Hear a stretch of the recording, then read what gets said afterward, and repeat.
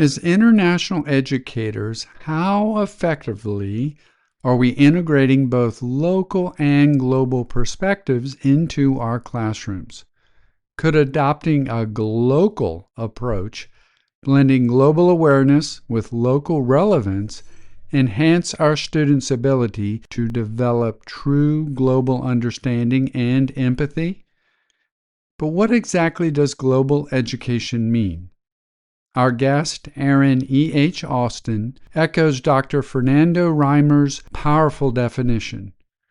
Global education isn't just learning about the world, it's learning with and from the world. Welcome back to all our returning listeners, and a warm welcome to those joining us for the first time. This is the Educators Going Global podcast.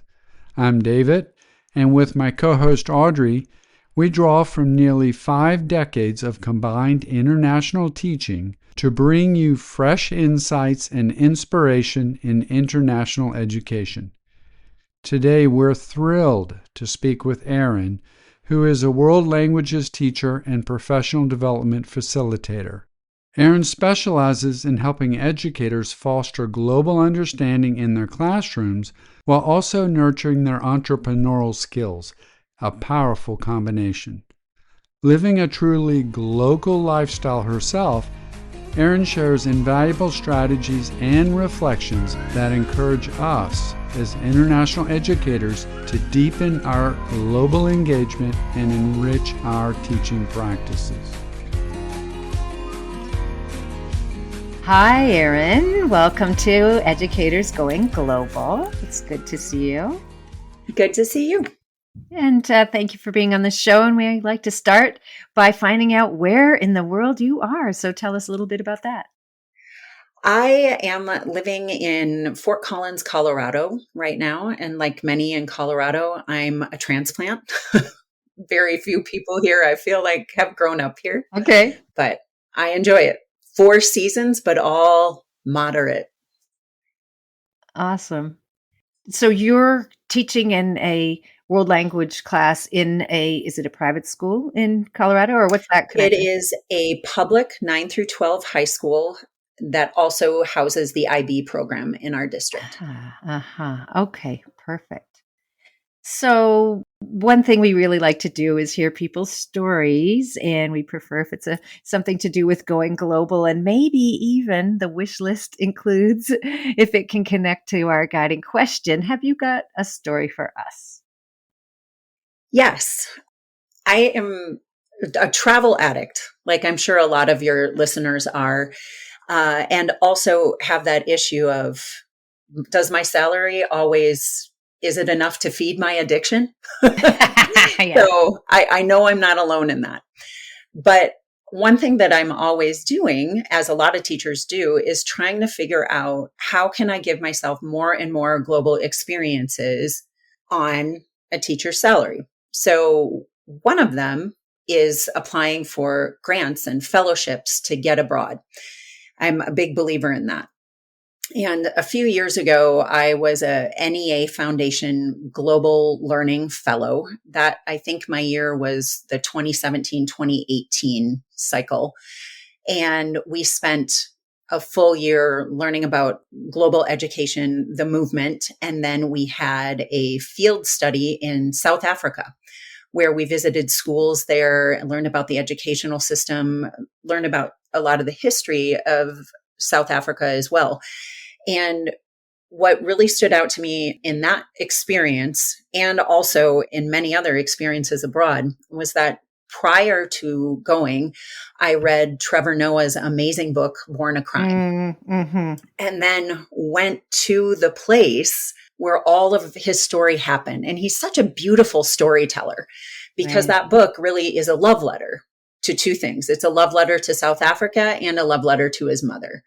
And then going there, having just finished the book, it made the learning so much more rich. Right. It took everything that was just kind of on paper and just kind of factual and made it real and vibrant.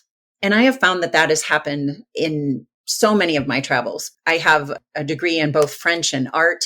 And the first time I was in the Sistine Chapel, just wow. Yeah. Like it just changed me. And I think that happens for students too. I bring students abroad quite frequently. And I had a former student who's now a grown adult, and we're connected on social media. She was posting all these beautiful pictures of her travels. And I wrote to her and I said, you have no idea how happy it makes me to see former students getting out there and experiencing the world. Keep at it. And she wrote back, once I got a taste of travel with that first trip to Europe in high school, I just couldn't stop. Yeah. And I thought, you know what? Yes, I get it. We get that. Yeah, we get it. We get it.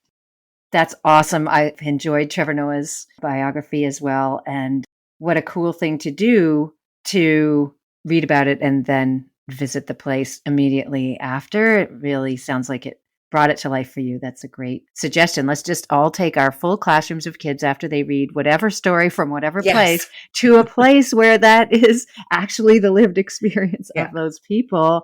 What a way to bring it into the classroom. I love it. Thank you for that story. And thank you for reminding our listeners who are working in their home countries that there are plenty of avenues to go global during their holidays. That's a helpful reminder around the idea that you can finance educational travel with a foundation or an association. So folks, keep that in mind. Yeah, we got to get that NEA link into our show notes for sure. All right, let's move to our guiding question, which is, how can international teachers deepen their classroom efforts to go global with their students in both world language and other classroom subjects? Let's get started, Erin, with your definition of global education. That's an excellent place to start, David. So I think, having listened to your podcast, I think what's important for any regular listener to start with is that the terms global and international are often used just in common everyday talking relatively interchangeably. However, international education and global education are definitely not the same. Global ed is an entire branch of education. And when I first got introduced to it was during that fellowship with the NEA Foundation. And I went into that so naively and so arrogantly, thinking, oh, I'm going to go learn about global ed. Well, I'm a world language teacher. I'm ahead of the game because this is already what I do. And it took so little to find out, oh, wow, I was sorely mistaken and can admit that. So my definition of global ed actually comes straight from Dr. Fernando Reimers of the Harvard Graduate School of Education. He's one of the leading international experts on global ed, and he synthesizes global education so beautifully. He says, global education isn't learning about the world. It's learning with and from the world. Cool. And so when I first heard that, I just thought, oh, wow. Because what we, world language teachers and many other disciplines do is we teach about the world. We are not teaching and learning with and from the world. That's a next step. It's a next level. So to add on to that, global ed is also inextricably linked to global competence, to building that in our students, and to the United Nations SDGs, the Sustainable Development Goals, and the teaching of empathy. So the definition of global competence that I really like comes from Dana Mortensen. She's the founder of World Savvy, and she had a whole wonderful TED Talk about this. And she says, global competence is the ability to equip all students with the knowledge, the skills, and the dispositions to thrive in an interconnected and interdependent global society. And that's another thing that when I thought about that, I was like, oh, yep, that is not what most of us do. That is that next level. Wow, that's a really good point. And I'll add in there, Audrey, that I appreciate, as you and I know, so many international schools' mission statements talk about global learning, global education, but how many of them unpack it to the degree that you just did? So thank you for that. And it's so simple to add that piece of not learning about the world, learning with and from the world. Yep. Yep. Well, simple to add the piece. I bet it's a challenge to actually live it. So let's see where we go Mhm. with that. Maybe you can start by further unpacking some of the components of global education that connect to language and culture and so on. Absolutely. And I'd like to do this by giving some examples because I think that gives listeners and teachers concrete ideas. So I like to blend World Savvy's global competence matrix, which includes behaviors, skills, values, and attitudes, with the Asia Society's 4 domains of global competence to kind of be a framework to teaching. So the Asia Society's work, I think, is a bit more clear for designing classroom instruction. And the 4 domains that they have are: number 1, investigate the world; number 2, recognize perspectives; number 3, communicate ideas; and number 4, take action. And those can really be in any order. So let's talk about what that looks like in a classroom. And we'll take a look at what we currently do, or what's a traditional way of teaching versus what the global ed model calls us to do. So if you look at, for example, investigate the world, students investigate the world beyond their immediate environment. Okay, so traditionally, we come from kind of an outside looking in perspective. We learn about the culture, about the customs, the language, the geography of the target language countries, and very often just one country. So like as a French teacher, it's common to have French teachers just teaching about France. And I refer to this in my book as like the zoo model. You go to a zoo to learn about animals, but there's a barrier. There's no interaction, and you're actively discouraged from interacting with many of the animals, right? So it's learning about, not with. So in a global ed focused classroom, investigating requires much deeper action and thought. So it's typical to teach about like food and restaurant vocabulary and how to do that. But global ed would add on, well, let's learn about food shortage, connecting to the Sustainable Development Goals. What are the causes? And then what about if we wrote or spoke about possible solutions to that and had an expert come speak to the class about that? So we're taking it kind of next level. So that's investigate the world. Then we talk about recognizing perspectives. Students recognize their own and others' perspectives. So kind of the traditional model, learning about the world, is kind of top down, like here's what people believe in whatever the country is. In a global ed focused model, I think a lot about the TED Talk by Chimamanda Ngozi Adichie. And amazing she had woman. Yes, great books. But her TED Talk was the danger of a single story. So there's more than one story in global ed. So we need to go wider and deeper. So wider is including more stories, and deeper is including the why. So what are these beliefs that people may have and why?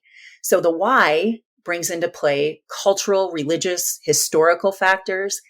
And then let's dig into our own values and figure out, well, why do we feel this way? What is historical or familial that has caused this value in me? And how could someone else have a different historical or familial basis for their belief? The third aspect, communicating ideas. Students communicate their ideas effectively with diverse audiences. Traditionally, in a world language classroom, we use our language in class. Awesome. And then what? So in a global ed focused model, it's using the skills with diverse audiences. I really like the word glocality, where the global is local too. So think about, how do we just get out of our school? How do we get our students communicating, written and or oral, outside of the classroom? And then on the flip side, how do we bring in diverse voices into our classroom? So that exchange of information and getting kids' voices out there. Right now, I think there are a lot more people having classroom podcasts. and students Yes. sharing what they learn on a platform that gives them a skill that they could use in adulthood. So that's an example. Then lastly, taking action. This one's so huge. So the Asia Society says students translate their ideas into appropriate actions to improve conditions.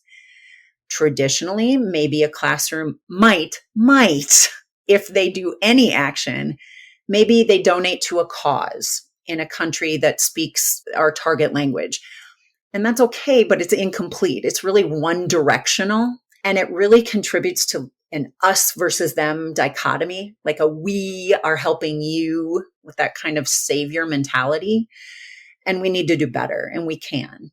So a global ed focused classroom is going to have the goal of working toward moving it to a let's work together because my humanity is tied to yours approach.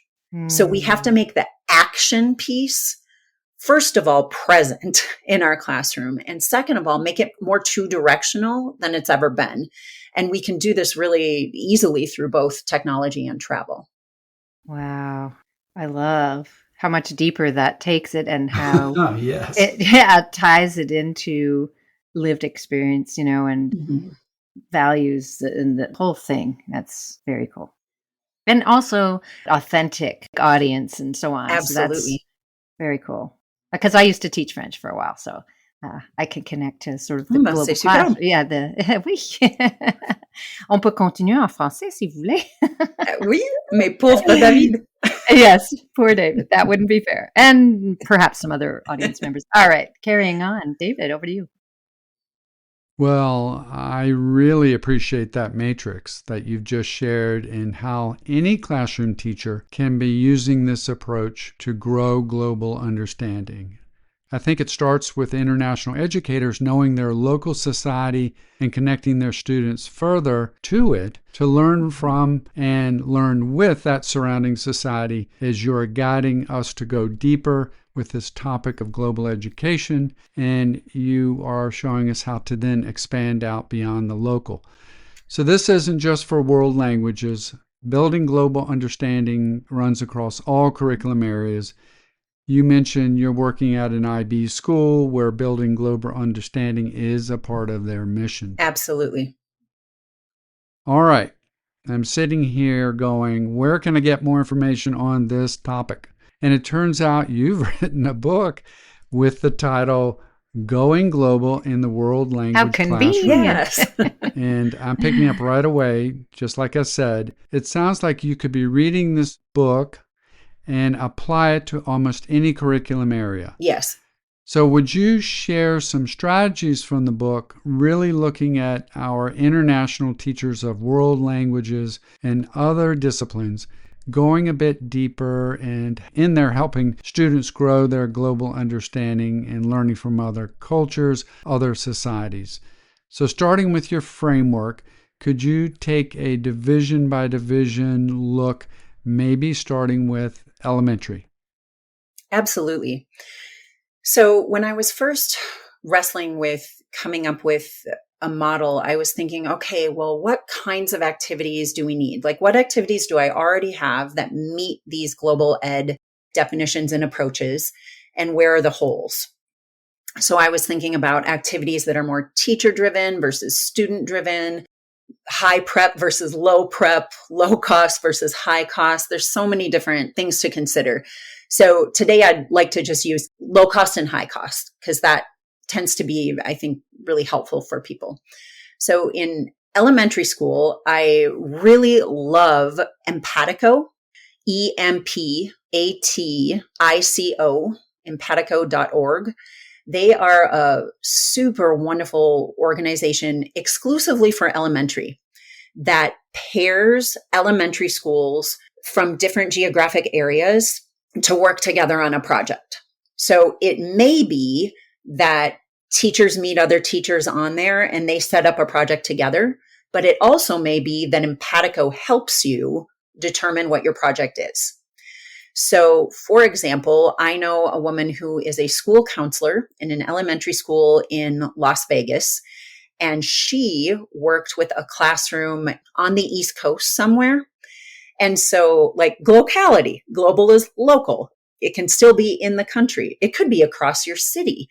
But they worked together on a project with some concepts in school counseling.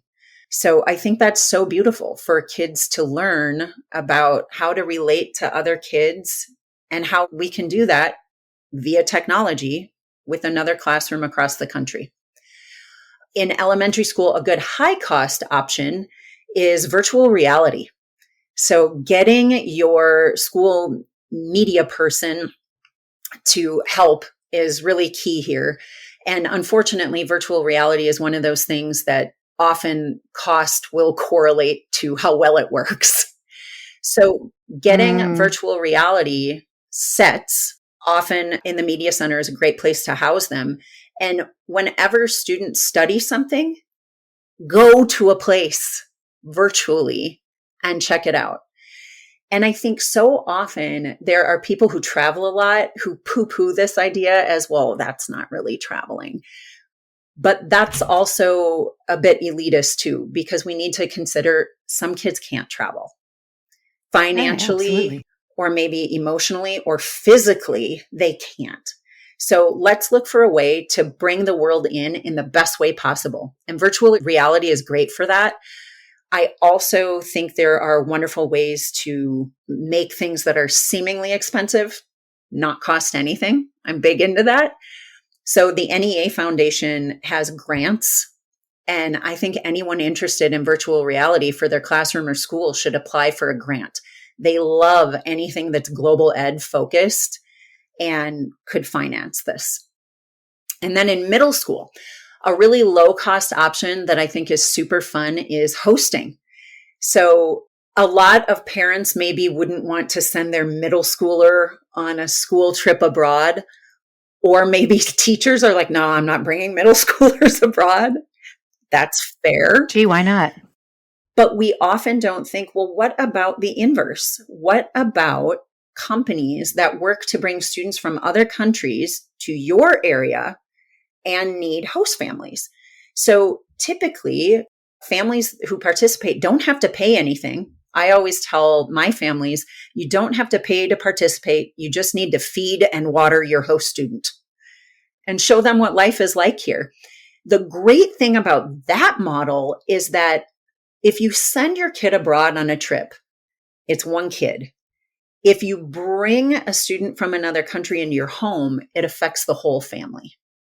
And there's really great, rich conversations that can be had.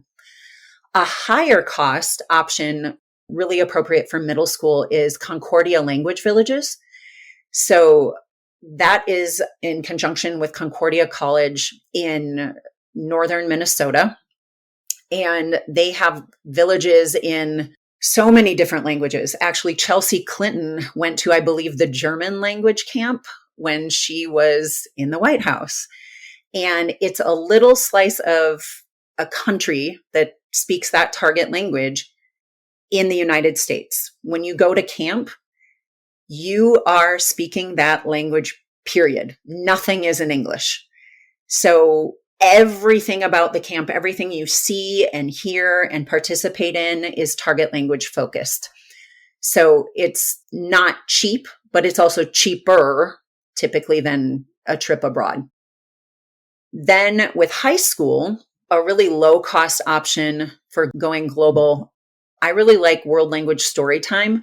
Our local library sets this up with a handful of different languages, and either local people who are native speakers, or I live in a big university town, so sometimes college students and sometimes my students go and present books to littles that are in the target language. And so as a French teacher, I often have students that are really artsy theatery, and they love this. So the library has an entire model that we have to follow. There's a welcome song in the language. You read a story, do an activity, read a story, do an activity, read a story, and then do a craft and have a snack. And it's all related to the target culture and or to the books.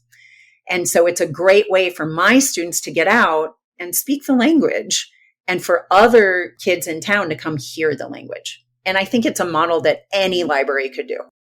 I also really like the website City Walks. I use this a lot in class. It is free. And with my upper level language students, I'll say, okay, where do we want to travel today? And we'll look at the list and pick any city in the world that is listed. It doesn't have to be a Francophone country. And then I have a chat mat that goes with it, and they have conversations about what they see, because City Walks is someone videotaping themselves walking through a city. And so we do compare and contrast and what's surprising, what is interesting, what's funny. And it really doesn't matter where we go because we're going to use the target language. Then for higher cost options with high school, student trips abroad, I think, are incredible. But again, I'm always looking for ways to, how do I make this free? How do I make it more accessible and equitable? So I really like the organization CIEE. I think it's Council for the International Educational Exchange or something close to that. They've been around for decades, and they have an absolutely massive scholarship fund, millions of dollars every year they give out. And they have high school summer abroad programs where students can go study abroad for 1 month in a ton of countries and have access to massive scholarships. I've had multiple students get full scholarships to go live abroad for a month, which is incredible. So I think so much of it is figuring out, like, where are those opportunities, and let's present them. And lastly, I just don't want any teacher to forget about themselves and continually look for ways to increase your own global competence. And there's so many ways to do that. I'm partial to thinking travel is one of the best. And I have a YouTube channel, and I have a video that explains ways for world language teachers to travel either for cheap or free. So I present at conferences around the country in the hopes of getting people out and go get inspired and bring it back to your classroom.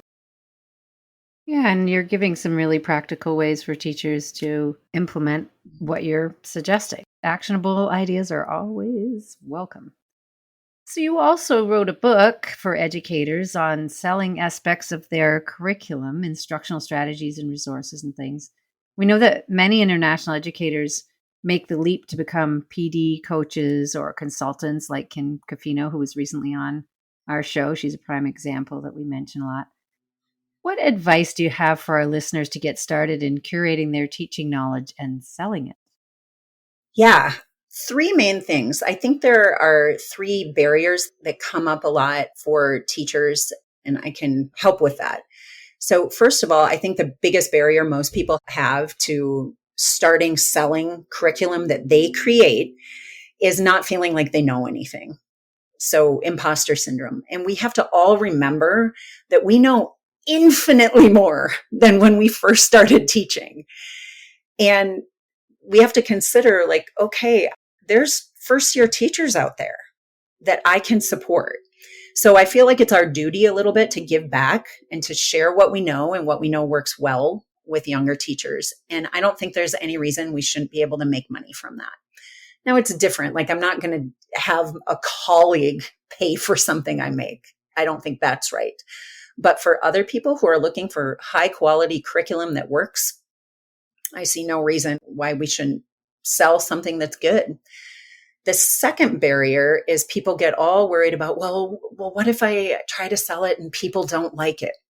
Well, yeah, it is going to happen. 100% it's going to happen. And I tell people, like, there are weirdos out there who don't like the Beatles.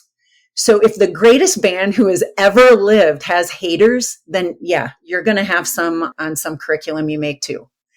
And people who don't like your work, they're not your audience. They just aren't. So go find your audience and know that they're out there. Nice. The third barrier is momentum.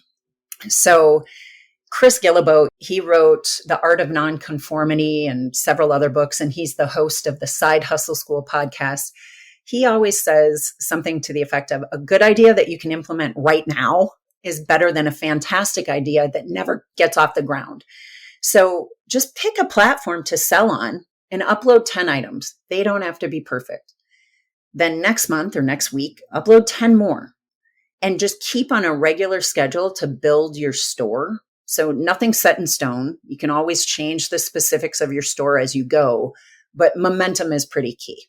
It's interesting. And it reminds me, you're probably familiar with this. I don't even know if it exists anymore, but back in the day, I would look at Teachers Pay Teachers. I sell And on that. they offer, people do offer free stuff as well, but I just thinking that could be a platform. So are you saying there are other ones as well that There have are come up? They're just simply not as big. Okay. But Teachers Pay Teachers actually requires every seller to upload a free item to even start. That makes So sense. the number of free items on there is massive. Yeah. And I am not endorsing them in any way. That's one I know about that I have actually bought from, haven't sold on, but all right. Well, thank you. That is an interesting suggestion. So everybody, you know more than you think you do, and put it out there and see what happens. Absolutely.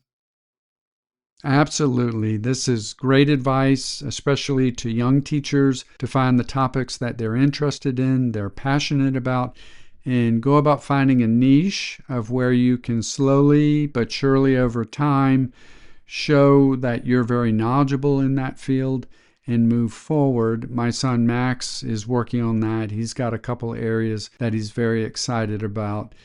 So you start by presenting PD sessions at your school, then you go to a conference to present. It's a progression, just as I said. And at some point you go, okay, I'm going to build a website or whatever platform that you use to sell your expertise. And then you're moving into the role of being a consultant who works with other schools and becomes potentially a keynoter at some of the big PD conferences. So I'm going to, as I always do, mention Kim Cafino and Jeff Udick as the kind of poster educators of this becoming consultants and moving along that continuum. You can go to Kim's site on instructional coaching or to Jeff's at www.shiftingschools.com. You can look at his model, Kim's model. In general, they offer resources. Some of them are free, and then you can get into the services that they can offer. There are plenty of great models of educators out there who've made this leap, and it's well worth it. As Erin is saying, go for it. All right. You've provided so much helpful information on several different topics. What else would you like to share with the audience? I think what's key, as with absolutely anything in education, is all about taking one step. So take one step with something that interests you and that you think meshes well with your classroom context. And I think particularly in the realm of global education, the more educators work on their own global competence, the more momentum and excitement we have to bring this to our students. So I think that's vital. Fantastic. Well, as we wrap up here, we'd like to ask you to share a way in which our listeners can follow you if they want to learn more about going global in the world language classroom. I love that going global is in the name of your book. Woo! Yes. Same as our podcast. That's awesome. So please share a couple of ways. Yeah. You can follow me on Blue Sky. So that's at Erin-EH-Austin.bsky.social. I'm also active on LinkedIn. That's where Blue Sky and LinkedIn are where I'm posting a lot of things that are exclusively professional. And also my YouTube channel. On my YouTube channel, that's where you'll find the video about how world language educators can get abroad for free or cheap. I have videos with ideas to bring global ed concepts into your classroom. And I do a lot of work helping world language teachers who are going through the national board certification process. And actually, hopefully, I am just about at the step with my publisher where I have the green light on my third book, which is Tips and Strategies for National Board Certification. Awesome. Thank you for that. And in the show notes, you guys are going to see, as David already said, a ton of resources that Erin's offered up. So thank you very much for those as well. You're welcome. There have been a lot of themes running through this conversation, but to me, the biggest one at 30,000 feet is going from ideas to action. It's been so practical with what you've been sharing, and now people can go and get hold of your 2 books and put into their calendars to look for your third one. So thank you, Erin, for bringing in so much perspective, so much about learning from what's around us, along with very specific strategies to help this process happen in one's classroom. So thank you very much. You're welcome. It's a topic I love talking about. Thank you. And you really offer up a lot of free, helpful information for people to get started and a lot of encouragement. So that's really appreciated. Thank you. Yeah. Thank you for joining us today on Educators Going Global. You can find this podcast on Apple Podcasts, Spotify, YouTube Music, and all the other usual suspects. Please subscribe, like us, and leave a review on Apple and Spotify, and let your teaching friends know about us so we can grow our community. Please reach out at educatorsgoingglobal@gmail.com and join our Facebook group, Educators Going Global, if you have ideas, comments, or wish to share a Going Global story of your own.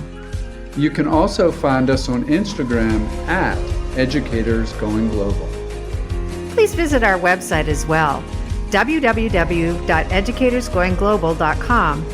All our podcast episodes are on there by topic, along with blog posts, Going Global stories, and our ever-growing resource library. For now, this is Audrey And David. inviting you to travel, Teach. and connect with us.